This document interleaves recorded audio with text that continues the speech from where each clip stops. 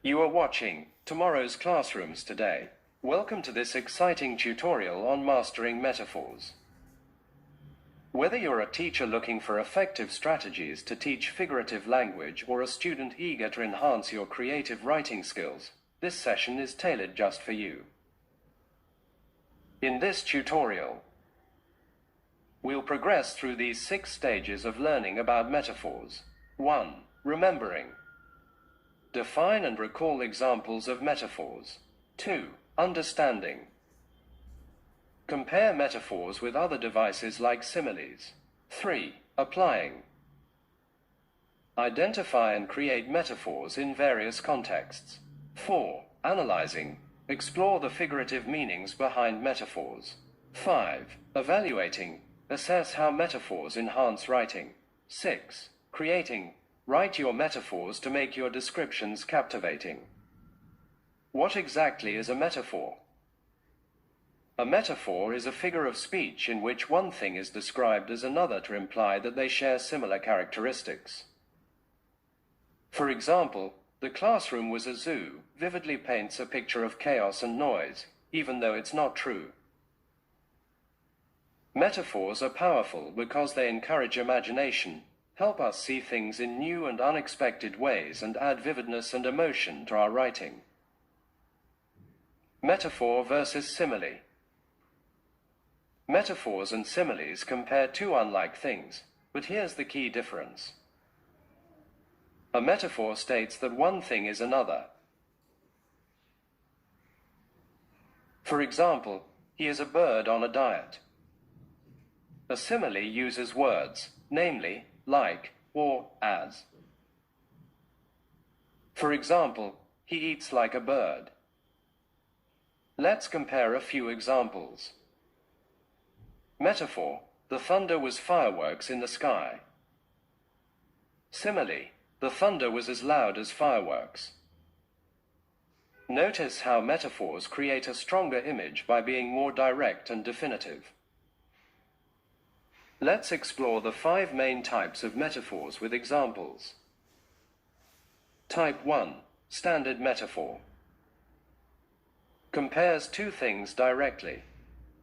Example: the hospital was a refrigerator.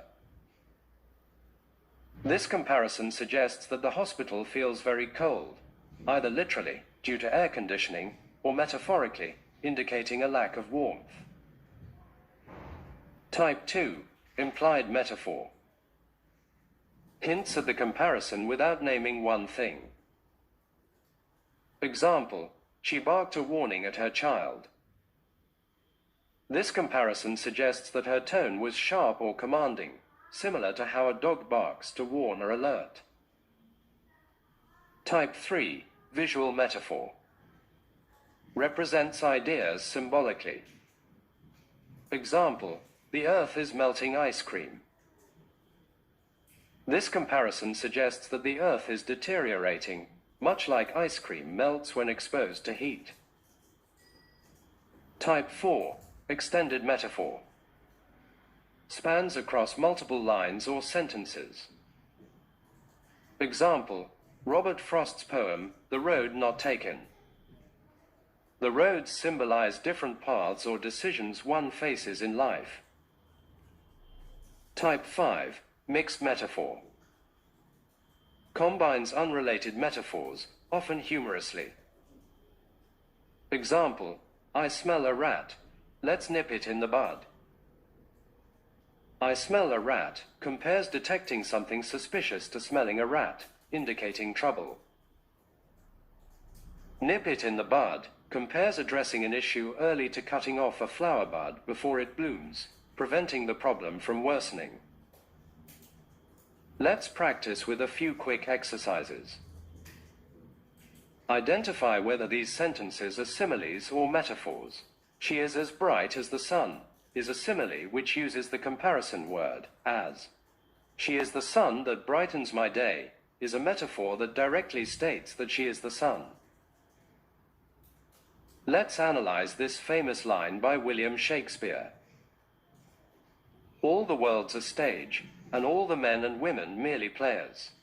Here, Shakespeare compares life to a stage and people to actors, highlighting that life is a performance where we play various roles. Another example. Analyze the poem Fire and Ice by Robert Frost.